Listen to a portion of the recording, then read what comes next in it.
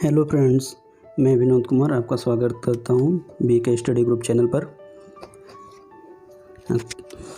हमारा आज का टॉपिक है CAA सिटीजनशिप अमेंडमेंट एक्ट 2019।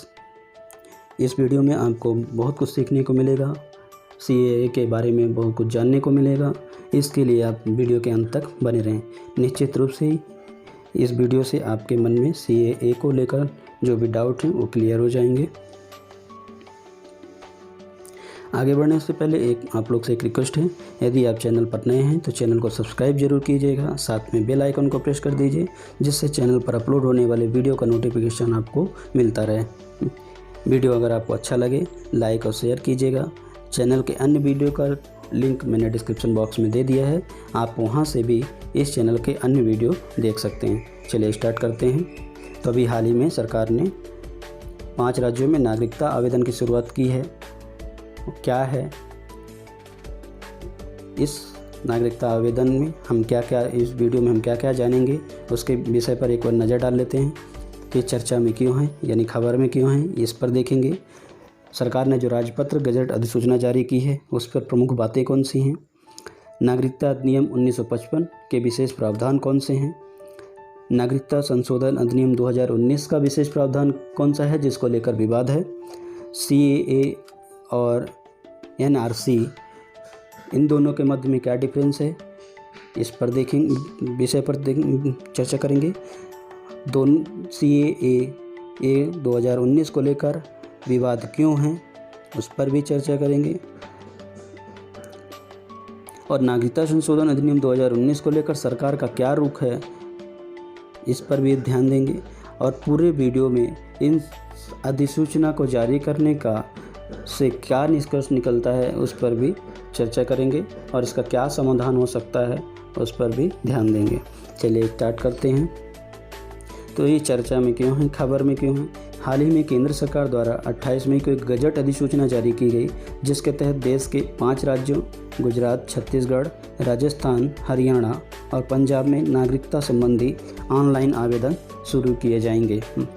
इन 5 राज्यों के 13 जिलों में पाकिस्तान, अफगानिस्तान और बांग्लादेश के अल्पसंख्यक समुदाय के सदस्यों के आवेदन पर अधिकारियों द्वारा नागरिकता स्वीकार करने, सत्यापित करने और अनुमोदन करने के लिए मौजूदा नियमों के तहत शक्तियां प्रदान की गई हैं। इस अधिसूचना में हिंदुओं, सिखों, बौद्धों, जैनियों, पारसियों और ईसाइयों को उन समुदाय के रूप में कवर किया जाएगा, सूचीबद्ध किया जाएगा जिन्हें इसमें कवर किया जाएगा। अभी अधिसूचना जारी होने के बाद से CAA एक बार फिर से चर्चा में आ गया है। गौरतलब है कि सरकार द्वारा लंबे समय से CAA के नियम बनाने पर विचार किया जा रहा है। अब राजपत्र गजट अधिसूचना ये क्या है, इस पर कौन कौन से विशेष प्रावधान रखे गए हैं इस अधिसूचना में। तो गृह मंत्रालय के सूत्रों के अनुसार नागरिकता संशोधन अधिनियम 2019 के नियम अभी तक नहीं बनाए गए हैं। इसी तरह की अधिसूचना 2018 में भी कई राज्यों के अन्य जिलों के लिए जारी की गई थी। इस पूरे मामले में दिलचस्प यह है कि यह अधिसूचना नागरिकता अधिनियम 1955 और नागरिकता अधिनियम 2009 के तहत जारी की गई है, न कि नागरिकता संशोधन अधिनियम 2019 के तहत। अधिसूचना में सूचीबद्ध जिले मोरबी, राजकोट, पाटन और बड़ोदरा गुजरात के, दुर्ग और बलौदाबाजार छत्तीसगढ़, जालौर, उदयपुर, पाली, बाड़मेर और सिरोही राजस्थान, फरीदाबाद हरियाणा, जालंधर पंजाब। हालिया अधिसूचना के मुताबिक नागरिकता अधिनियम 1955 की धारा 16 द्वारा प्रदत्त शक्तियों का प्रयोग करते हुए केंद्र सरकार अफगानिस्तान, बांग्लादेश और पाकिस्तान में अल्पसंख्यक समुदाय से संबंधित किसी भी व्यक्ति को धारा 5 के तहत भारत के नागरिक के रूप में पंजीकरण या धारा 6 के तहत नेचुरलाइजेशन यानी देशीकरण का प्रमाण मंजूर करने की अपनी शक्ति कलेक्टर को भी देगी, जिसके जुरिडिक्शन में वह आवेदक एक ऑर्डिनरी रेसिडेंट के तौर पर रहता है।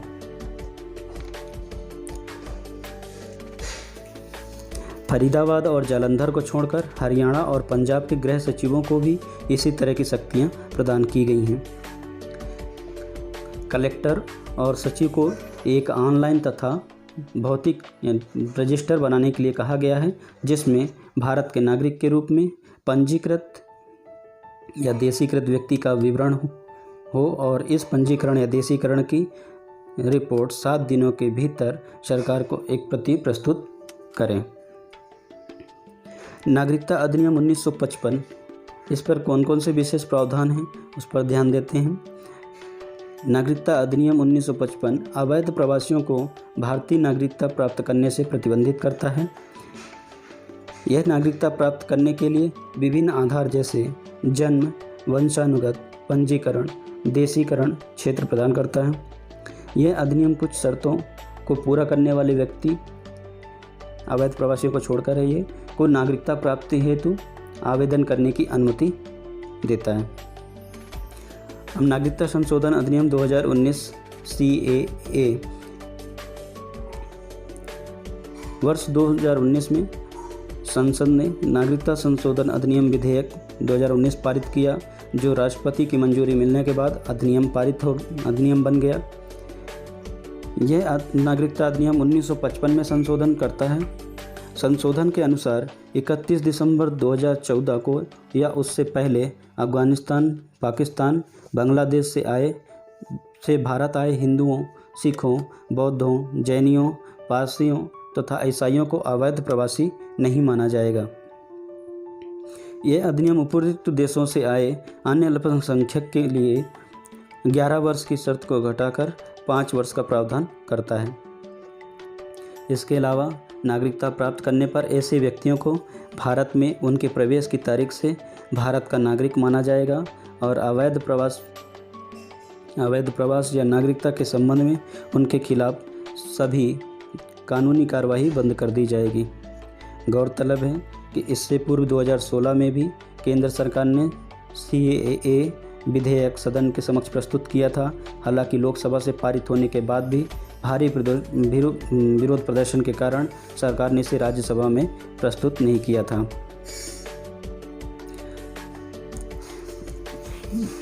ये CAA अधिनियम बनने के पश्चात देश भर में इसको लेकर भारी विरोध प्रदर्शन हुए और CAA के विरोध में नई दिल्ली में भीषण सांप्रदायिक दंगे भी भड़क उठे थे। CAA 2019 काफ़ी विवादों में रहा है। अब आइए जानते हैं CAA और NRC दोनों के मध्य में क्या अंतर है। NRC क्या होता है? NRC एक राष्ट्रीय नागरिक रजिस्टर है जिसमें भारतीय नागरिकों का विवरण शामिल है। इसे 1951 की जनगणना के बाद तैयार किया गया था, जिसमें उस जनगणना के दौरान गणना किए गए सभी व्यक्तियों का विवरण शामिल था। असम वो पहला राज्य है जहां 1951 के बाद 2019 में NRC को अपडेट किया गया। इस हेतु वर्ष 2013 में सर्वोच्च न्यायालय द्वारा असम में NRC को अपडेट करना अनिवार्य किया गया था।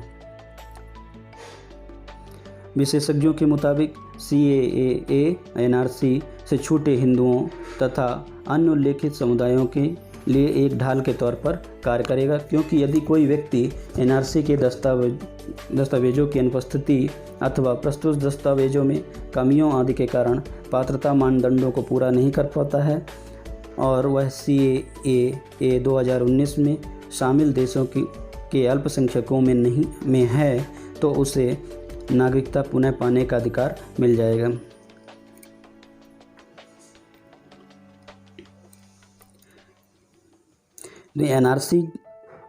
NRC उन्हीं राज्यों में लागू होती है जहां अन्य देश से नागरिक भारत में प्रवेश करते हैं और इसी की रिपोर्ट बताती है कि कौन भारतीय नागरिक है और कौन नहीं। इसके अनुसार दूसरी ओर मुस्लिम समुदाय, जिसे इससे बाहर रखा गया है, ऐसे किसी भी कमी के कारण भारतीय नागरिकता से वंचित हो जाएगा और इससे बहिष्कृत हो जाएगा। अभी विवाद में क्यों है? आलोचकों के मुताबिक यह संविधान के अनुच्छेद 14 का उल्लंघन है। अनुच्छेद 14 नागरिक और विदेशी दोनों को समानता के अधिकार की गारंटी देता है।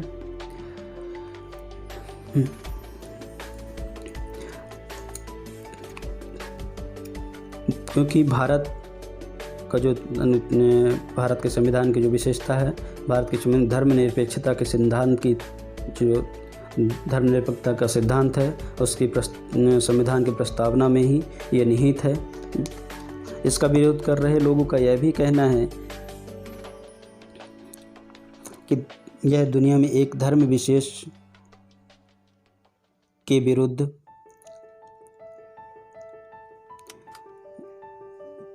यह अधिनियम एक धर्म विशेष के विरुद्ध है, भारतीय संविधान के अनुच्छेद 14 का उल्लंघन करता है और भारत जैसे धर्मनिरपेक्ष देश में धर्म के आधार पर किसी से भी भेदभाव नहीं किया जा सकता।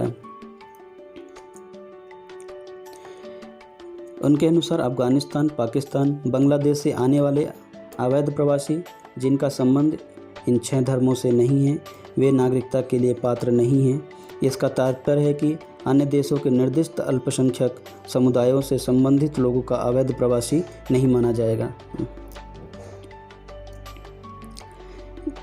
इसके अलावा इन 6 धर्मों की सूची में मुस्लिम समुदाय को क्यों नहीं शामिल किया गया है, जबकि पाकिस्तान जैसे देश में कई मुस्लिम समुदाय जैसे अहमदिया आदि अल्पसंख्यक समुदाय के अंतर्गत आते हैं। दूसरी ओर इस तथ्य को भी नज़रअंदाज नहीं किया जा सकता कि श्रीलंका में भी भाषाई अल्पसंख्यक जैसे तमिल इलम के उत्पीड़न का लंबा इतिहास रहा है। वहीं भारत को म्यांमार के रोहिंग्या मुसलमानों पर हो रहे अत्याचारों को भी नहीं भूलना चाहिए।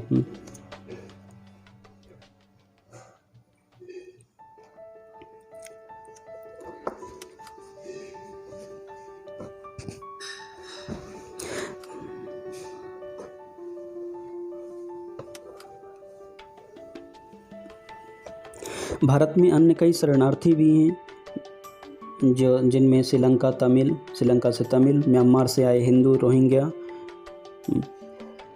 भी शामिल हैं, लेकिन उन्हें अधिनियम के तहत शामिल नहीं किया गया है।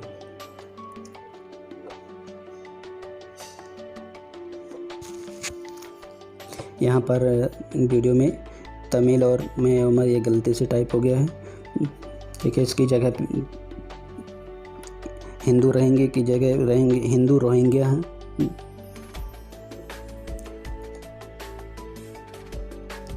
अब ऐसे में यह प्रश्न उठना स्वाभाविक है कि क्या यह प्रावधान संविधान के तहत प्रदत्त समानता के अधिकार का उल्लंघन करता है, क्योंकि यह अवैध प्रवासियों के बीच उनके मूल देश, धर्म, भारत में प्रवेश की तारीख और भारत में रहने की जगह के आधार पर भेदभाव करता है। सरकार का यह तर्क है कि इस अधिनियम का एकमात्र उद्देश्य धार्मिक आधार पर उत्पीड़ित अल्पसंख्यकों को भारतीय नागरिकता प्रदान करना है। यदि सही है तो अधिनियम में अफगानिस्तान, पाकिस्तान, बांग्लादेश के अलावा अन्य पड़ोसी देशों का जिक्र क्यों नहीं किया गया। तो ये सारे पॉइंट है जिनको लेकर लोगों के बीच ये 2019 को लेकर विवाद है। इस अधिनियम को लेकर सरकार का क्या रुख है। इस मामले में सरकार का कहना है कि पाकिस्तान, अफगानिस्तान, बांग्लादेश इस्लामी गणराज्य हैं जहां मुसलमान बहुसंख्यक हैं, इसलिए उन्हें उत्पीड़ित अल्पसंख्यक नहीं माना जा सकता है। सरकार के अनुसार इसका उद्देश्य किसी की नागरिकता लेने की बजाय उन्हें सहायता देना है। इसके अतिरिक्त भारत यह मानता है कि उसके पड़ोस में रह रहे अल्पसंख्यक उसकी जिम्मेदारी है। यह अधिनियम पाकिस्तान और बांग्लादेश में अल्पसंख्यक के अधिकारों एवं सम्मान की रक्षा करेगा। सरकार का यह भी कहना है इन प्रवासियों ने, ये उत्तरवासियों गलत टाइप है यहाँ पर, सरकार का यह भी कहना है कि इन प्रवासियों ने अपने अपने देशों में काफ़ी भेदभाव और धार्मिक उत्पीड़न का सामना किया है। यह अधिनियम इन उत्पीड़ित लोगों को राहत प्रदान करेगा। अंत में देखते हैं निष्कर्ष। इस अधिसूचना के जारी के होने के बाद एक बार फिर से नागरिकता का मुद्दा गर्मा गया है और वर्तमान में जिस तरीके से कोरोना महामारी से देश जूझ रहा है। ऐसे में इस मुद्दे का फिर से चर्चा में आना देश की पहली प्राथमिकता यानी लोगों का टीकाकरण और आवश्यक उचित स्वास्थ्य सेवाएं उपलब्ध कराना पीछे छूट सकती हैं। फिलहाल देश के हालात को देखते हुए यह आवश्यक है कि पहले सरकार देश में स्वास्थ्य अवसंरचनात्मक मुद्दों तथा संबंधित अन्य पहलुओं पर ध्यान केंद्रित करे। हालांकि अन्य मुद्दों को भी नकारा नहीं जा सकता है और उनको भी साथ लेकर चलना होगा। जो एक समुदाय विशेष में इस अधिनियम को लेकर डर तथा विरोध है उसको भी समझने की ज़रूरत है। भारतीय नागरिकता के मौलिक कर्तव्यों में अपने पड़ोसी देशों में सताए गए लोगों की सुरक्षा करना शामिल है, लेकिन सुरक्षा कार्य संविधान के अनुसार होना चाहिए। इसके अलावा एनआरसी में लोगों को भ्रम की स्थिति है, अतः सरकार इस संदर्भ में स्थिति स्पष्ट करे और एनआरसी को लेकर उत्पन्न हो रहे तमाम विवादों का एक संतुलित उपाय खोजने का प्रयास करे। Thank you for watching the video. आशा करता हूँ आपको वीडियो अच्छा लगा होगा। CAA 2019 या नागरिकता से संबंधित कोई भी क्वेरी हो आप कमेंट सेक्शन में ज़रूर बताइए। Thank you.